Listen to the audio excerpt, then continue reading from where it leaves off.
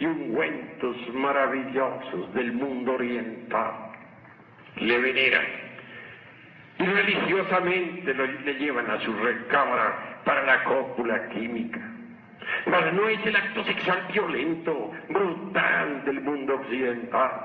Va precedido de muchas ceremonias místicas.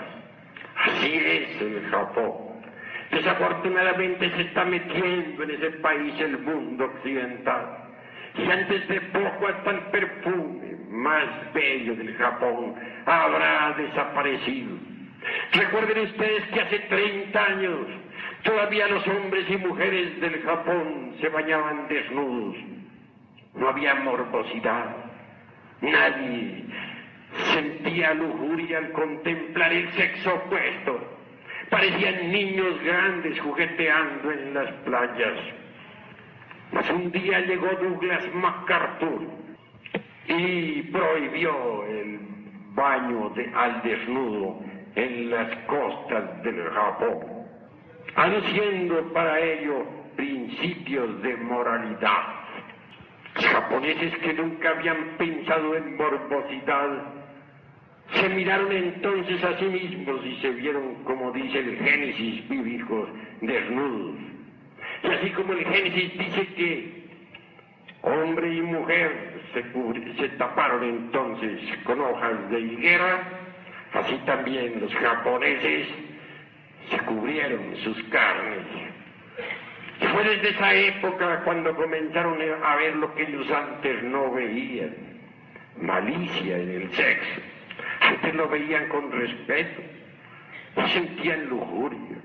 Ahora todo ha cambiado. El mundo occidental está también corrompiendo, dañando al Japón. No sé por qué las gentes quieren ver tabú, pecado donde no lo hay. No sé por qué quieren ver en el sexo algo indigno y morboso. Observemos las flores. Sus órganos sexuales están en el centro. Ellas se levantan hacia el sol y muestran al astro rey sus órganos creadores, sin malicia de ninguna especie. ¿Por qué habríamos nosotros de ser inferiores a las flores? ¿Por qué no queremos comprender la santidad del sexo y del amor? ¿Por qué no queremos entender nosotros que el sexo, que la energía creadora es una fuerza maravillosa que deviene originalmente de lo divinal, del Espíritu Santo, se diría en cristianismo puro? Desgraciadamente las gentes marchan por el camino involutivo descendente y la faz de la tierra está carcomida hasta el tuétano de los huesos. La corrupción ha llegado al máximo.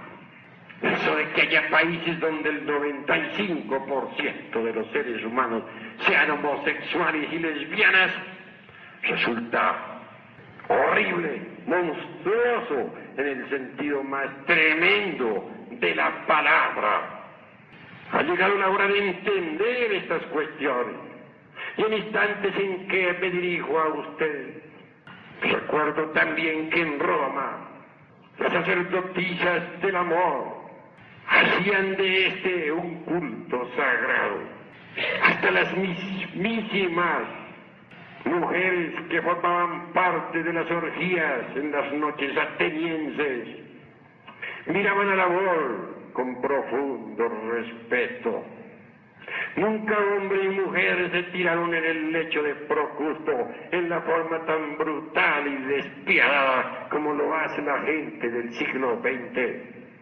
Cultos sagrados diversos que practicaban hasta las mismas vestales precedían siempre al encanto mirífico del amor y del acto sexual.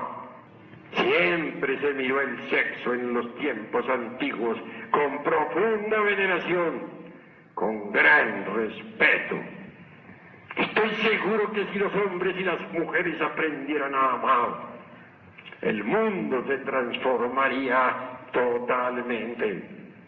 Y en estos instantes me viene a la memoria la Lemuria, ese viejo continente extraordinario que otrora se hallaba situado en el Océano Pacífico.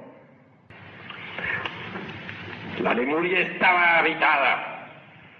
Es claro que cuando llegó el mundo gigante Hercólogos, que entre paréntesis también ahora se acerca para acabar con nuestra raza aria, produjo entonces acontecimientos catastróficos en el viejo continente Mu. El fuego de los volcanes brotó a la superficie. Por todas partes el fuego líquido quemó la faz de la tierra. Horribles terremotos y espantosos maremotos acabaron con las grandes ciudades del continente lemúrico, y al fin poco a poco se fue hundiendo entre las embravecidas olas del Pacífico. Restos de Lemuria son la isla de Pascua y también la Oceanía. Sucedió que por la época de la tercera subraza lemúrica, los hombres y las mujeres que se amaban en determinadas épocas eran conducidos hasta los templos sagrados de misterios. Entonces, bajo la dirección de los grandes sabios, se unían sexualmente para crear y volver nuevamente a crear. El acto sexual en aquellos tiempos de la Arcadia, cuando los ríos de agua pura de vida manaban leche y miel, era un sacramento inefable. Nadie en aquellas edades antiguas se hubiera atrevido a realizar el acto sexual fuera del templo. Hasta los reyes de las distintas ciudades amuralladas concurrían al santo lugar para copular ante Lara. Era sagrado el acto sexual. Mas los seres humanos se reproducían por Kriya Shakti, el poder de la voluntad y del yoga. Nadie derramaba el esperma sagrado. Hombres y mujeres se retiraban del acto sexual sin derramar el semen. El esperma se convertía en energía creadora y despertaba extraordinarias facultades en aquellos hombres cíclopes. Era otra época. Y ya hay aparatos en estos momentos que van a demostrar la realidad de lo que estoy diciendo. Pronto se habrá podido descomponer las ondas sonoras de la Lemuria. Y transformadas ellas en imágenes, van a demostrar con hechos concretos ante los televisores la realidad de estas afirmaciones. En realidad, de verdad, el sexo era sagrado. Cualquier zoospermo podía escaparse de las glándulas endócrinas para hacer fecunda una matriz. Así venían al mundo los hijos de la sabiduría, los hijos de la voluntad y el yoga. En aquella antigüedad, los ríos de agua pura de vida manaban leche y miel. Todo era de todos, y cada cual podía comer del árbol del vecino sin temor alguno. Era la época paradisiaca, la época de los titanes. Los seres humanos no habían degenerado, poseían un sexto sentido que les permitía ver en la aureola de las estrellas y comunicarse con los habitantes de otros mundos.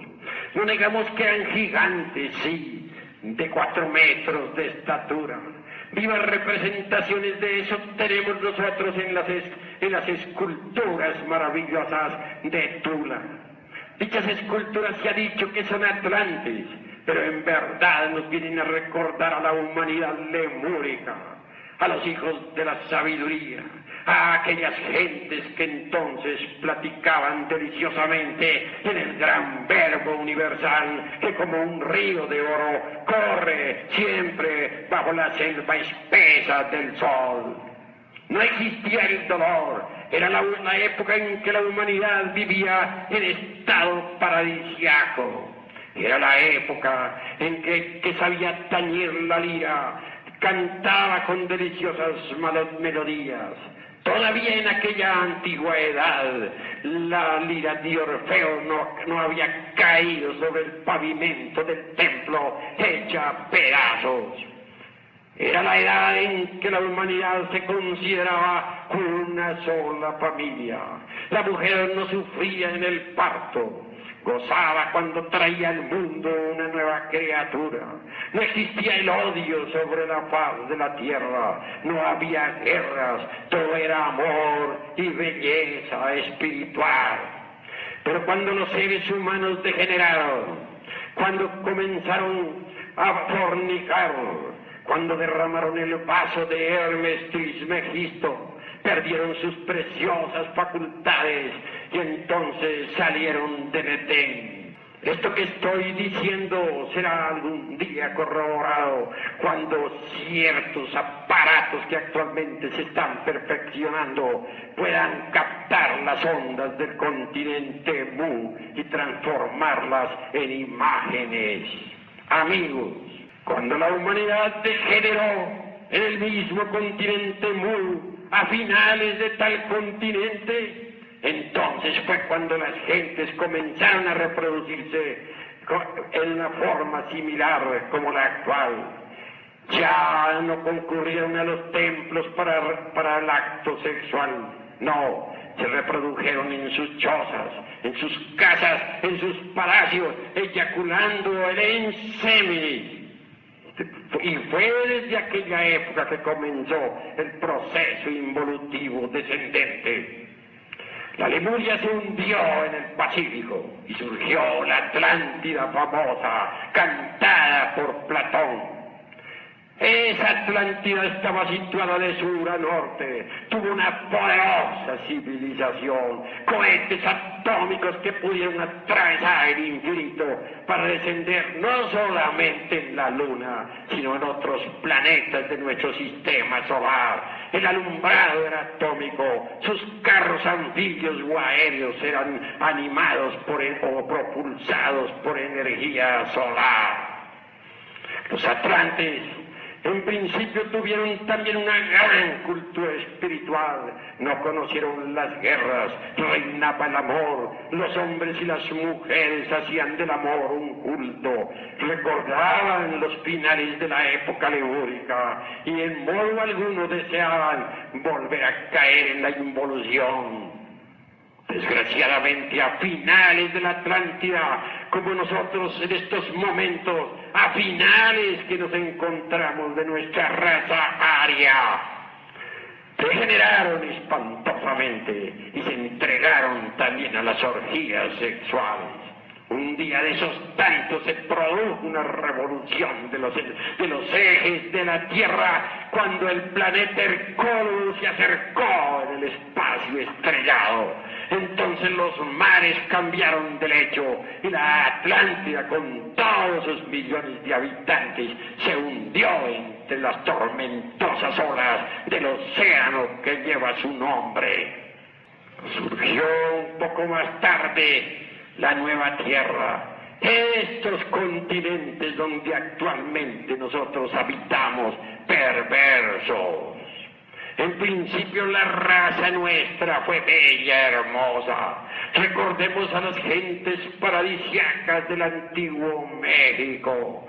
Recordemos nosotros en este momento a las poderosas culturas espirituales de la meseta central del Tíbet. Recordemos nosotros en estos momentos a la antigua Ítaca. No hay duda de que en esa época los dioses arios se comunicaban con las gentes y reinaba la felicidad por todas partes. Pero los diversos ciclos históricos fueron cambiando y en estos momentos de crisis mundial y de bancarrota dentro de los principios, la humanidad se precipitó definitivamente por el camino de la degeneración sexual. Obviamente necesitamos transformarnos antes de que sea muy tarde. Podemos y debemos nosotros dar nacimiento al hombre dentro de sí mismos. Debemos cooperar con el sol. Debemos interesarnos por las ideas solares. Debemos convertirnos en hombres solares en el sentido más completo de la palabra.